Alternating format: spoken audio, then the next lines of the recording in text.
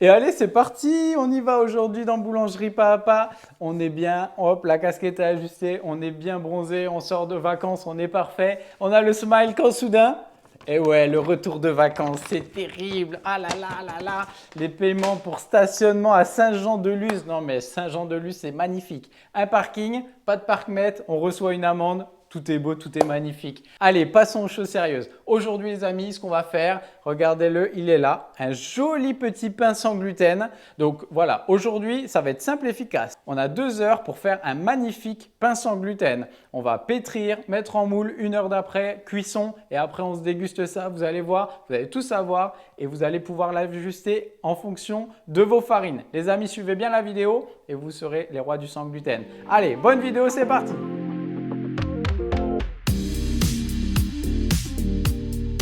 On y va donc pour le mélange de graines. Donc là, j'ai mis mes 40 grammes de mélange de graines, plus 10 grammes de chia, plus 10 grammes de millet. Voilà, ça me fait un petit mélange sympa. Et là, vous pouvez mettre toutes les graines sèches un petit peu comme ça, céréales que vous voulez. Donc j'évite de mettre les graines de courge parce que là, on va les gorger d'eau. Et on va mettre du coup notre eau.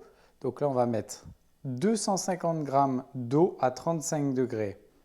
Voilà, et donc là, on va laisser, avant de préparer notre recette, nos ingrédients, on va les laisser tremper pendant 1 heure. Voilà, et on aura juste ça à rajouter au moment du mélange.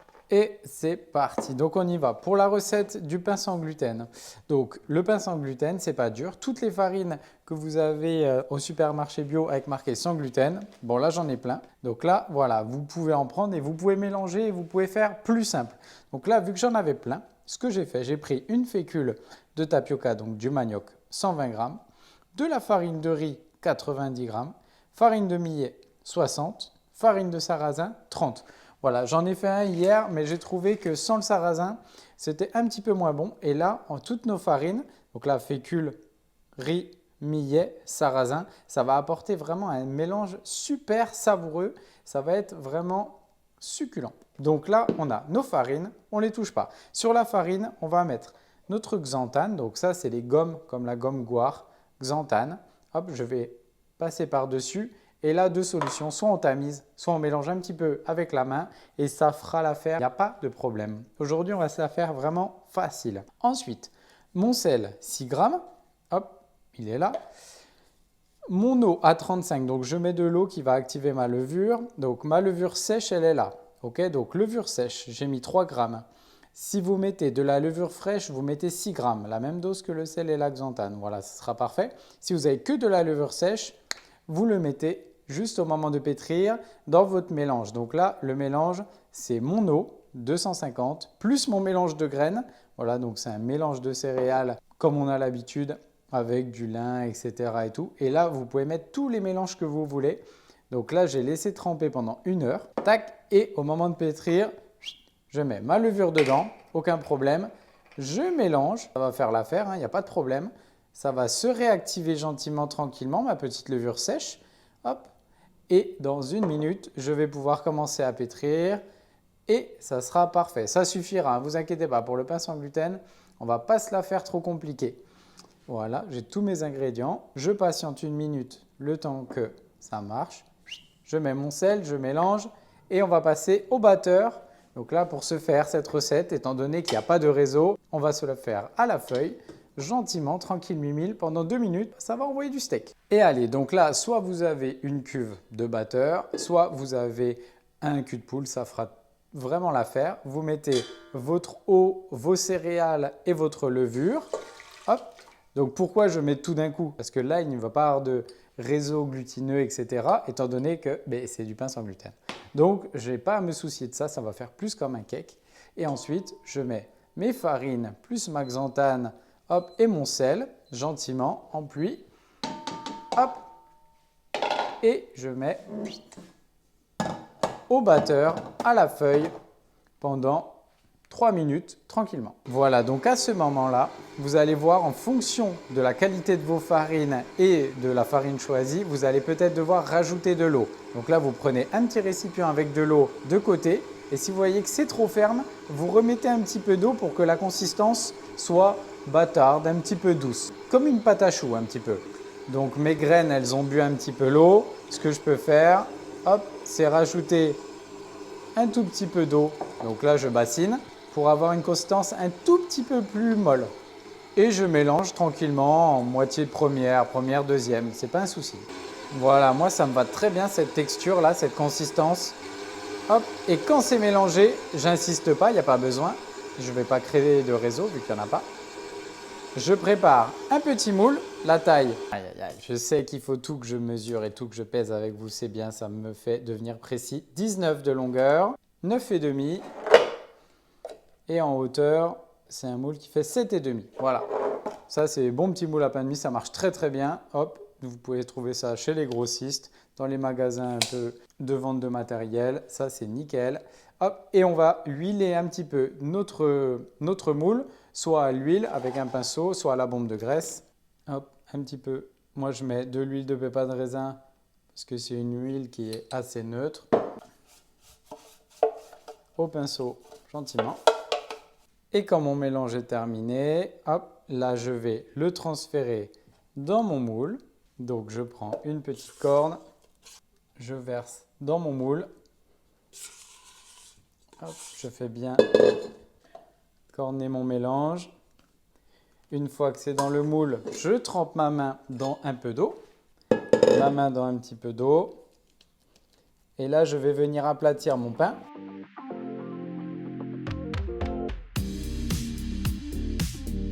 Voilà. Et quand ça me va, je prends, pour l'instant, je ne mets rien dessus, je prends le côté de ma corne et je vais appuyer un tout petit peu sur le dessus et écarter avec de l'eau. Voilà, ça va donner ça, très léger. Et là, je vais passer à l'après, donc la pousse. Je vous montre ma petite technique secrète. J'ouvre mon frigo et en haut de mon frigo, hop, j'ai une petite cache secrète. Et cette cache, elle est voilà, à 27,3, j'ai regardé. Et donc là, c'est parfait. Vous avez toujours un petit coin comme ça dans une cuisine, je suis sûr, pour avoir une température ambiante idéale. Donc là, c'est juste un petit endroit comme ça. Et là, ça va pousser pendant 1 heure à 27 degrés. Entre 27 et 30, c'est parfait pour laisser activer nos levures gentiment. Et ensuite, on passera à la mise au four.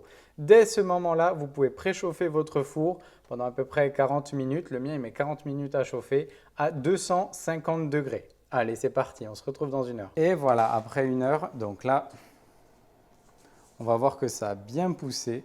Tac. Et on va passer à la mise au four. Donc le four bien chaud, 250 degrés. Je vais enfourner à 250. Juste avant, donc là, j'ai préparé un petit peu d'eau bouillante là, à la bouilloire que je vais verser au moment de la mise au four. Si je veux, je peux prendre un spray avec de l'eau. Hop, je vais mettre un petit peu d'eau, ça va favoriser toujours le développement. Et ensuite, en fonction des envies, soit des petites graines de chia qui pourraient être sympas, aussi des petites graines de millet que je vais mettre. Donc les graines de millet, j'adore. C'est jaune, ça croustille, c'est vraiment sympa là au niveau de l'aspect. Là, ça va vraiment venir terminer gentiment votre pain. Hop. On va s'en mettre un petit peu partout délicatement. Et si vous avez envie et que vous en avez chez vous, vous pouvez aussi déposer avec de la petite graine de courge. Ça va bien aussi. C'est très gourmand. Là, ça fait tout de suite un pain un peu plus stylé. Hop, vous venez appuyer un petit peu. Et là, ça ne va pas bouger. Pour la mise au four, comme d'habitude, la petite routine, je vais mettre dans mon four et verser un peu d'eau sur le bas. Je vous montre. Allez, on place dans le four. On met un petit peu d'eau en bas et on ferme. Et c'est parti pour à peu près 18 minutes à 250.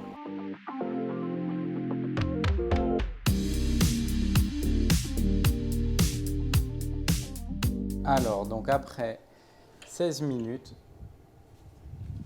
hop, petite technique, vous ouvrez avec un petit gant, vous retournez et vous laissez sécher dans le four pendant à peu près 5 à 10 minutes parce que là c'est encore un peu blanc. Donc là pendant 5 minutes encore à 245, là 250. Et allez, donc à la fin de la cuisson, hop, vous regardez si ça sonne bien là, si c'est bien cuit. Hop, vous placez votre pain sur une grille. Donc ça, c'est une grille froide. Oui, vous vérifiez pour ne pas vous cramer. Et vous laissez en ressuage sur grille pendant à peu près au moins 45 minutes à 1 heure. Surtout sur les pains sans gluten, ça a tendance à avoir une mie qui colle. Donc laissez vraiment refroidir avant de vous couper une petite tranche, les amis. Allez, à tout à l'heure. Et ce qui est bon avec les graines de courge, écoutez ça.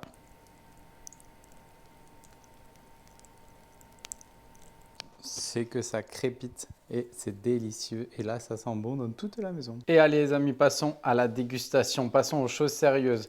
Et vous voyez, hier, j'avais fait un premier test. Hop, hop, qui est ici. Et du coup, on voit que la mie est beaucoup plus blanche. Vous allez voir, je vais ouvrir et vous allez tout de suite mieux comprendre les différences de farine.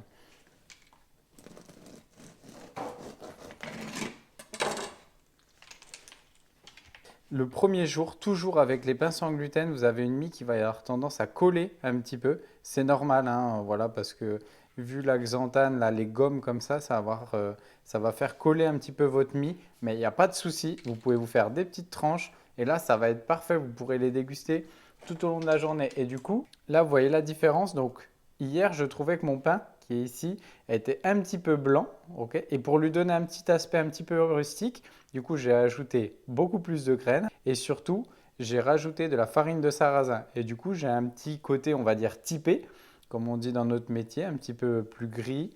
Et ça, franchement, ça donne envie de goûter ça. Allez, je vais faire une petite dégustation tranquillement. Donc la mie, hop, elle est nickel. Franchement, tac. Bah, franchement, elle est pas mal du tout, hein. Donc, petit conseil, laissez bien sécher votre pain avec la bouche entrouverte si besoin. Laissez-la même à four tombant pour que ça continue à sécher à l'intérieur. C'est plus des pains qui vont se rapprocher des gâteaux, des cakes, hein, vraiment. Voilà, mais franchement, c'est pas mal du tout pour des gens qui mangent sans gluten. Franchement, je conseille cette recette. Les yeux fermés, allez-y. Donc, le but, c'était de faire simple et efficace comme on aime sur Boulangerie Papa. Allez, je m'en retape une petite tranche. Franchement, il est trop bon. Allez les amis, je vous laisse. Sur ce, n'hésitez pas, vous pouvez retrouver la recette sous la vidéo comme d'habitude. Et on n'oublie pas de liker et de s'abonner en cliquant sur ma tête, là, juste là, là. Voilà, allez les amis.